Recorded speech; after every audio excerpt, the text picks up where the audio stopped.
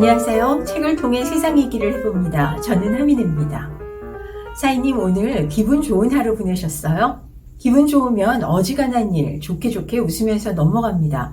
반면 기분이 나쁘면 공연이 까칠해져서 이거저거 따지면서 화내기도 쉽죠. 기분 때문에 사람이 달라집니다. 그런데 이 저절로 생겨나서 한동안 지속되는 기분이라는 녀석, 대수롭지 않아도 힘이 좋지요. 하루를 망치기도 하고 사무실 전체 기분을 꿀꿀하게 만들 만큼 전염성이 강하기도 합니다. 그래서 우리는 기분에 따라서 오르락내리락 하지 않는 이 기분 조절 잘하는 사람을 좋아하는 건지도 모르겠습니다. 오늘은 기분에 관해서 쉽고 깔끔하게 정리한 책, 기분이 태도가 되지 않게를 들고 왔습니다. 내 기분인데 왜 이렇게 내 맘대로 되지 않지? 기분 때문에 일이나 관계를 망쳐본 적이 있는 분들, 적잖은 도움이 되실 겁니다. 사회초년생 시절에 그분의 아침 기분에 따라서 사무실 오전 기류가 왔다 갔다 하는 상사가 있었습니다. 평소에는 너그럽고 더 말할 나위 없는 호인인데 애씨 오늘따라 왜 이렇게 길이 막혀? 인상 빡 쓰고 들어오는 날이면 사무실 전체가 이 찬물을 본 것처럼 싸해집니다. 서류 지적도 심하고 일도 독촉하고 게다가 소리에도 예민해져서 직원 전체가 살얼음판 걷듯이 살금살금 걸어다니곤 했습니다. 남의 말 아니다 싶죠? 집에서도 마찬가지입니다. 수험생 자녀가 중간고사 못 봤다고 우울해하고 있으면은 온 집안이 상갓집 같죠. 갱년기 엄마가 짜증을 부리기 시작하면 이 식구들이 슬금슬금 피하죠. 가족 내 실권력자의 기분에 따라서 나머지 가족들의 기분도 좌우가 됩니다. 기분 조절하는 법을 배워야 되는 가장 결정적인 이유가 바로 이 감정의 전염 때문입니다. 감정이라는 게 공연에 휩쓸리고 영향받기 쉬운 만큼 내 기분을 망치지 않고 이 지켜내기 위한 현명한 방법을 터득하는 게 바람직하겠죠. 기분 조절하는 법을 배워야 되는 두 번째 이유는 뇌 가소성 때문입니다. 제가 영상에서 여러 번 말씀을 드렸는데요. 우리 뇌는 쓰는 대로 길이 납니다. 기분에 따라 태도가 달라지는 습관을 갖게 되면 상태가 고르지 않은 사람이 되죠. 울퉁불퉁한 기분으로 일도 망치고 관계도 무너뜨리기 쉽습니다. 기분에 따라서 태도가 출렁거리면 신뢰하기도 어려울 뿐더러 정서적으로도 상당히 불안해 보입니다. 더 큰 문제는 스스로 후회하면서 자꾸 자책하게 되는 거죠. 자기 기분을 잘 파악하고 조절할 줄 아는 능력이야말로 외부 영향을 크게 받지 않는 이 강한 멘탈의 기본이라고 볼 수 있겠죠. 자, 그럼 책에서 소개한 기분 조절 훈련법 한번 알아볼까요? 첫째는 감정의 출처를 명확하게 하고 에너지를 뺏는 사람들과 거리를 두라고 말합니다. 당신 감정은 당신 거, 내 감정은 내 거 명확하게 선을 긋고 인식하는 게 필요합니다. 사람 즐거울 수도 있고 불쾌할 수도 있고 우울할 수도 있습니다.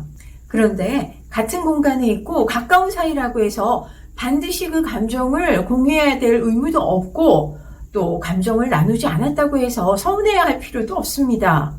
감정 공유는 공감이라기보다는 전염에 가깝습니다. 특히 부정적일 때가 그렇죠. 가끔 이 감정 전염을 당연시하면서 감정 공유를 강요하는 미성숙한 사람들이 있습니다. 어떻게 나한테 이런 일이 일어나? 나 너무 억울해. 지나친 자기애에 빠진 사람. 나도 한때는 정말 행복했었어. 지금은 이렇지만 얼마나 그땐 잘 나갔었다고. 걸핏하면 행복했던 과거를 소환하면서 우울해하는 사람. 한때 잘 나가지 않았던 사람 있으면 나와보라고 그러세요. 두고 보면 너만 빼고 온 천지가 잘못했네 하는 투덜이 스머프. 하루 종일 불평 불만에 가득 차 있습니다. 뭘 좀 해보려고 얘기를 꺼내면 그건 안 될 거야. 얼마나 어려운데. 시작도 하기 전에 맥 빠지게 만드는 사람. 너는 그럴지 몰라도 나는 안 그렇죠. 또 다른 사람의 험담을 계속 달고 사는 사람. 참 피곤하고 기분을 고약하게 만들죠. 이 사람들 기분을 흔들어 놓을 뿐만 아니라 에너지까지 뺐습니다. 가능한 거리를 두는 게 현명하겠죠. 조금 살아본 사람들은 다 합니다. 좋은 사람하고 같이 지내기도 시간 모자릅니다. 기분 조절 훈련법. 두 번째는 내 몸을 아껴주는 겁니다. 이거 너무 쉽다고 느껴서 더 잘 안 하게 되는 거죠. 밥은 잘 챙겨 먹어? 잠은 잘 자? 가끔씩 밖에 나가서 사람들도 만나고 보통 친한 친구가 걱정돼서 자주 하는 이 세 가지 질문을 자기 자신한테 수시로 해주라는 겁니다. 사실 식사, 수면, 적당한 활동 이 세 가지만 잘 챙겨도 심신이 크게 무리가 가는 일은 없죠. 기분이라는 게 체력에 받쳐주고 컨디션이 좋을 때는 길게 가거나 마음을 복잡하게 만들지 않습니다. 연구에 따르면 일교차가 커지고 일조량이 줄어들수록 기분이 저하된다고 합니다. 딱 요즘이 그렇죠? 더구나 사회적 거리두기가 강화되면서 스트레스가 조금 더 심해졌습니다. 자, 이럴 때일수록 잘 먹고 잘 자고 적당한 운동도 잊지 않도록 스스로를 잘 챙겨야 됩니다. 참고로 기분은 자세만 바꿔도 훨씬 좋아질 수 있습니다. 저는 기분이 좀 묵직해진다 싶으면 어깨를 뒤로 젖히고 허리를 세우고 또 의도적으로 약간 보폭을 넓혀서 다소 빠른 걸음으로 걷기도 하는데요. 생각보다 효과 아주 좋습니다. 기분 조절 훈련법 세 번째는 비합리적인 신념을 갖지 않는 겁니다. 생각은 일상을 천국으로도 지옥으로도 만들 수가 있죠. 사실 저도 그런 면이 좀 있는데요. 어디 쫓기듯 이 여유가 없는 사람, 대체로 지나치게 일반적이고 극단적인 면이 있습니다. 나는 모든 사람한테 사랑받고 인정받아야 돼. 나는 이 일을 꼭 완벽하게 잘 해낼 거야. 그런데 세상에 반드시 뭐뭐 해야 돼 라는 건 없습니다. 완벽주의적인 신념이 있을수록 이 만족스럽지가 않으니까 기분이 좋아질 리가 없겠죠. 얼마 전에 바이든 당선인이 자신이 가장 힘겨웠던 순간에 자기를 일으켜 세웠던 만화 두 컷을 소개했습니다. Why me? Why not? 새겨보게 됩니다. 일상의 작은 균열이 삶을 송두리째 망가뜨리는 일이 있습니다. 기분도 그런 게 아닐까 싶습니다.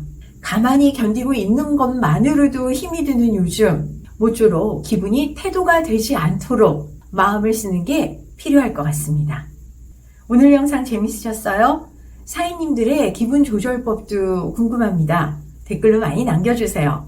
저는 더 좋은 영상으로 곧 다시 찾아뵙겠습니다. 고맙습니다.